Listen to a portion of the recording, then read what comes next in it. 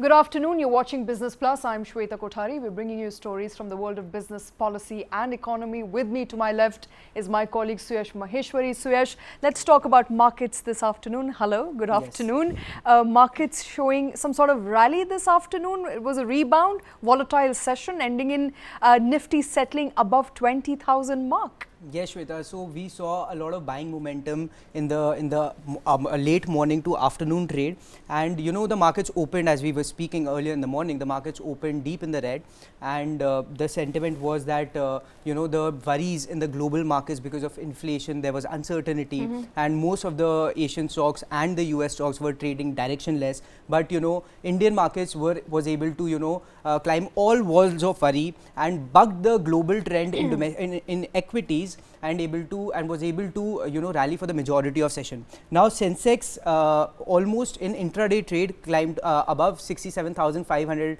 levels, and it was just 54 points shy of its record high level. So maybe in the next few sessions we can see Sensex also at record high levels, and as you said, Nifty was able to close above the 20,000 mark for the very first time. Now we also saw a reversal in the small caps and the mid cap segment. Now they almost most of the stocks and the indices were trading with about 0.5% lower in the morning trade. We again saw a smart rebound in mid caps and small caps as well. The small cap index settled about 1% higher, whereas Nifty mid cap index was up about 0.4% in today's trade. Now another point that we need to mention is that India VIX, which is the volatility or the fear index, continued to climb for the third straight session, but it is still below the 12 mark, which suggests that the volatility in today's segment was lower than the last 30 days. All right, and a lot of good news there coming in by the way of both mid cap and small cap rebound that we are seeing as of this afternoon. Joining us is Amit Gupta of Fintrekk Capital. Amit, good to have you back.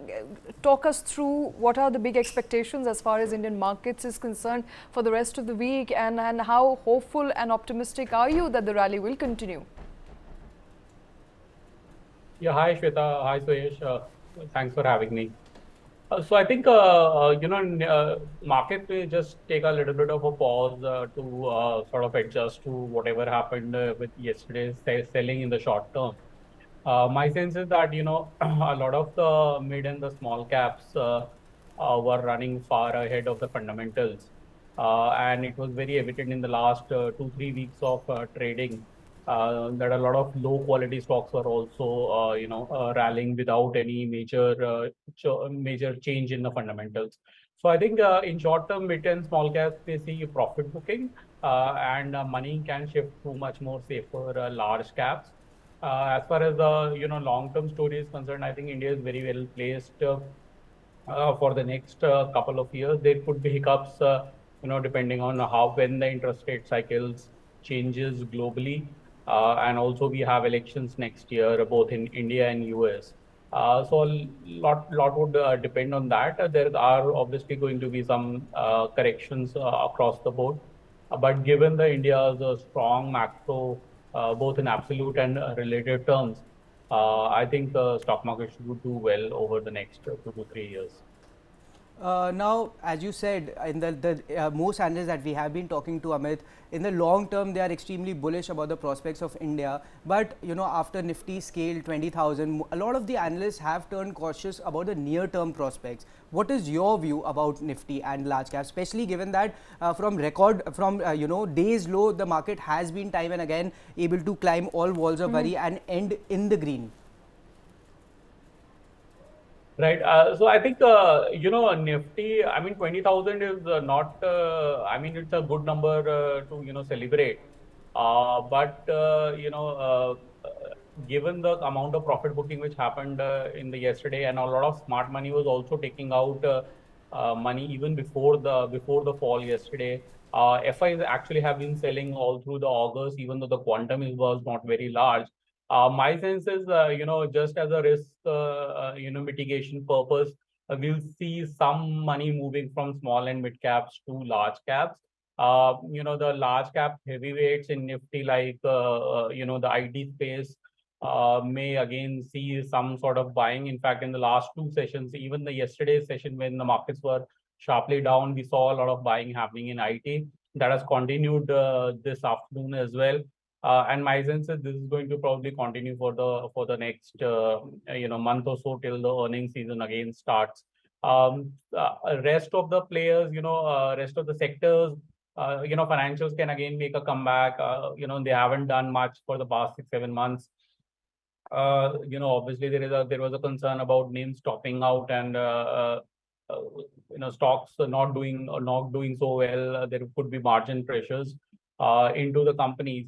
But I think given the relative valuations of mid caps and large caps, and given that most of the mid and small caps were trading at quite an extraordinary premium, and the recent performance was very good, almost a 40% rally in small caps since March. So my sense is the people will move money to large caps, and that should hold Nifty well in the short term.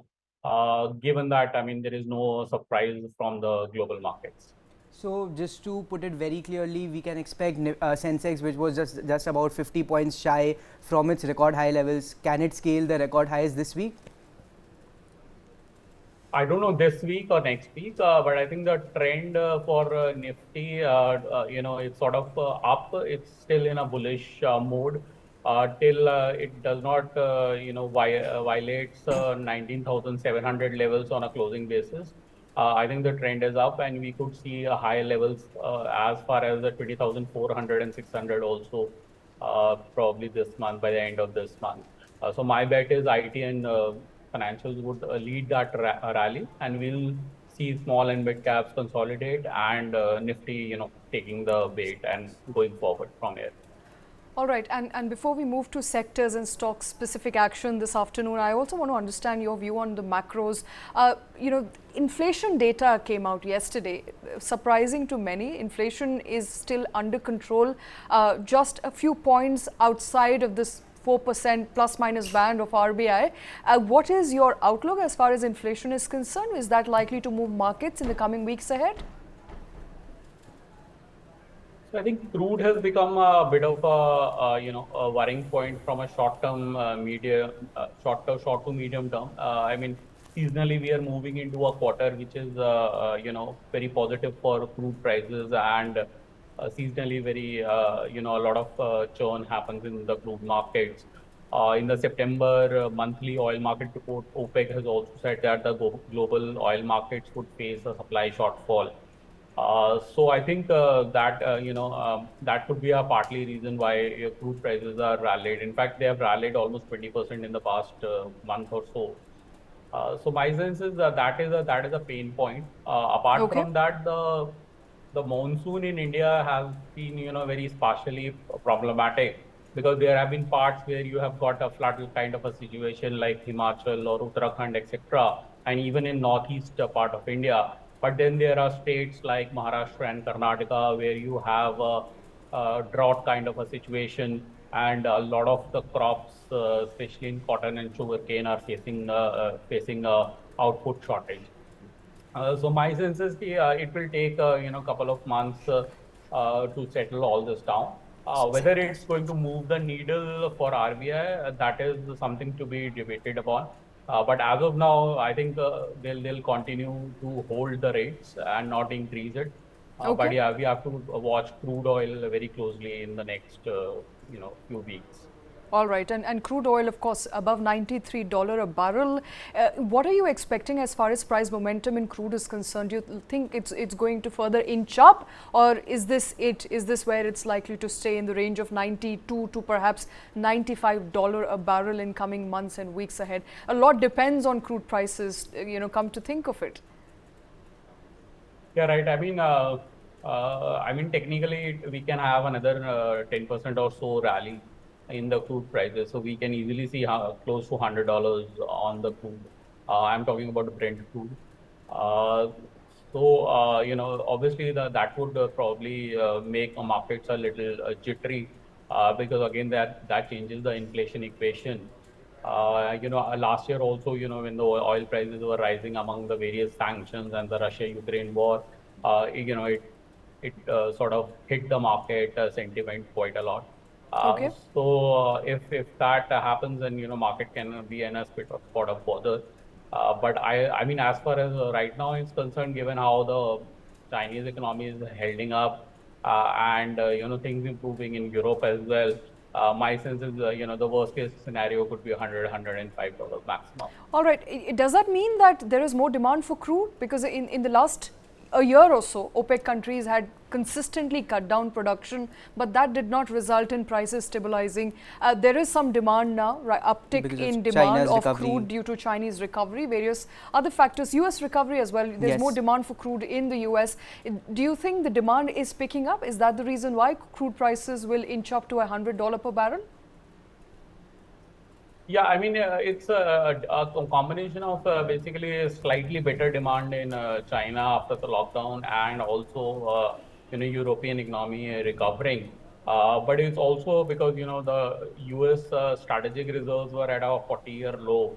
And with the rising demand, the government was basically running out of options to curtail the price rise. They have been actually selling from their reserves, what we call it SPR reserves in US. They have been selling, but that selling got over in July, and as soon as that selling got over, we saw a jump in the price. So I don't think they'll start. I mean, they have to construct the reserves again, and that could increase the prices to even $105. But yeah, I mean the demand is back, and combination of higher foods and higher interest rates could have a significant impact on the economy. I mean, it could be a very big bummer for the markets. Absolutely. If a crude price do surpass the $100 mark, it could have implications on the inflation rate, the Energy prices, repo rates, also rates, on the inflation, rupee, which is absolutely. at near record lows. So it could be a major mover for the markets, Amit. So I think, I mean, short-term move to $100 should not be a problem because usually the contracts are 3 to 6 months ahead booked already. So even if it goes to $100 in for let's say 3 months, it's not a problem. In fact, in RBI projections, they are taking $85 as a base rate. So I think 3 months is not a problem, but if it goes there and sustains there, then it will start hitting the margins of all the companies because usually all the corporates book out at least 3 to 4 months in advance. All right, so next 2 to 3 months crucial to watch out for as far as crude prices and the crude basket is concerned. Let's also quickly talk about top sectors that we are tracking this afternoon, Suyash. Yes, Shweta. So amid a recovery in the broader market indices, we also saw a recovery in across the sectors. If you see today's price performance, Nifty Auto and Nifty IT were the only sectors that indices that ended in the red. Now today's rally was primarily driven by banking and financial stocks, and if you remember, we were also talking today morning that the valuations of mid cap and the small caps do seem stretched, but banking index, if you look at the 1 year forward PE, currently it is below its historic average, right? So banking and PSU Banks and Nifty banking Am I looking stocks. that number correctly? Is it 4.32%? 4.32% in today's session, but we also need to understand it's on the back of profit booking, because of which the Nifty PSU index was down about 2.38% in yesterday's session. So there was a brief pause in the banking rally, in the banking stocks, because as we know that banking stocks were very late to join, in the 7-day run-up which took Nifty to record highs. Nifty Bank has only been rallying for about 3 out of the last 4 sessions, and currently it is just about 100 points shy of the 46,000 levels, about 600 points shy of the all-time high levels. And given the fact that the valuations also, I mean, if you look at the 1 year forward PE, Nifty Bank currently is trading below its historic average. So maybe it could bode well for the banking stocks and provide that impetus for the Nifty and the Sensex to scale new highs, because remember, Shweta, the banking and the financial stocks contribute to about 38% of the Nifty pack. Okay. So it could be a big driver for the markets going forward. All right. So is Nifty and banking stocks contributing, and financial stocks, of course, making up for majority of Nifty and its values. I want to understand, as far as PSU Banks is concerned, it's a major market mover at 4.32%. Amit, what is your outlook on PSU Banks? We've discussed here PSU Banks giving very good returns, in fact, and that has been the case and pointed out not just by a lot of people who've joined us, also Prime Minister himself, who actually vouched for PSUs. stocks. Yeah, it was a statement made in jest, but a lot of investors is taking that statement very seriously. So my sense is, it's a more of a technical breakout which is happening in a PSU banks. There is also a case that a lot of these PSU banking stocks, especially the bottom 50%, I would say the UCO Bank and the Punjab Sindh Bank, Canara. Apart from the top four, I would say the rest of them are actually very under owned. Nobody owns them in the funds also, whether it's a mutual fund space or the PMSN and the AIF space. And all the stocks are doing well on the important matrices, whether it is NIMs or net interest margin or the asset quality as well. Given that it has already rallied, I think the case of fresh investments and a big investments is a little less at this point of time. But the broad uptrend remains in place. At some point of time, I think this would change to from PSU banks to private banks. Okay. But the banking industry is backbone of every economy, and given that India is expected to grow strongly over the coming years, banks have to play an important role in that. Stock specific action on Dalal Street this afternoon. Run us through the stocks that you're tracking, the top gainers and losers, Suyash. So, Shweta, Coal India has made an entry again among the top gainers. It saw some profit booking in yesterday's session, and in fact, it was among the top losers in the Nifty pack.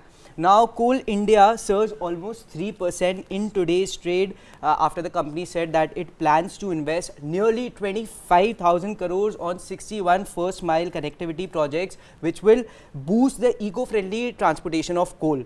Grasim was another stock which in fact there was no news trigger, but the stock has been in focus lately. The stock has surged about 5.5% in the matter of 5 days or so. Bharti Airtel is another stock that we were tracking. Several brokerages came out and they have raised the price target on Bharti Airtel stock to about rupees 1,000, and as a result the stock was able to climb about 2.76% in today's trade and touched a record high level. And other stocks that were in focus today among the blue chips was Tata Consumer Products and Titan. Now Tata Consumers, as we know, has been in news lately. The initial buzz was that it will acquire a majority 51% stake in Haldiram for 10 billion. The company has come out and denied those rumors.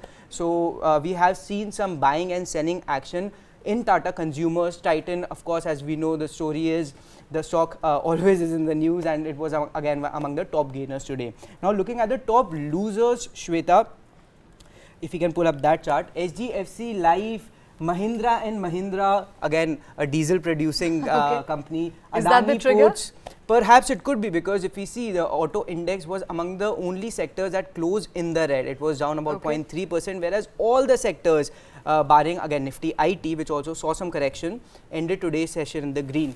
Now you can see HDFC Life, Adani Ports, L&T, Cipla, Mahindra and Mahindra, all stocks were down about 1 to 1.5% in today's trade. All right, and those of course are big stocks that we continue to track here. Coal India is surprising again and again. What's moving the Coal India stock? So, Shweta, the first trigger was that when it came out with the numbers, it had a good set of numbers in the previous quarter's earnings report. Then the company said that in August the production jumped about 13%. Now it's planning to make a capital investment of about 25,000 crores to boost the eco-friendly transportation of coal. So a lot of triggers, and then we are seeing a broader demand for coal and a broader rally in PSU stocks. Right. Also, another factor is that once there are, a lot of indicators, macroeconomic indicators are suggesting that, we are on a path of recovery. And when we are on a path of recovery, energy stocks usually tend to, rise, as we are seeing in the case of crude. It has surpassed $93 a barrel. So also coal prices, and Coal India being a producer, being a mining company, has also seen some of that effect, that rub-off effect.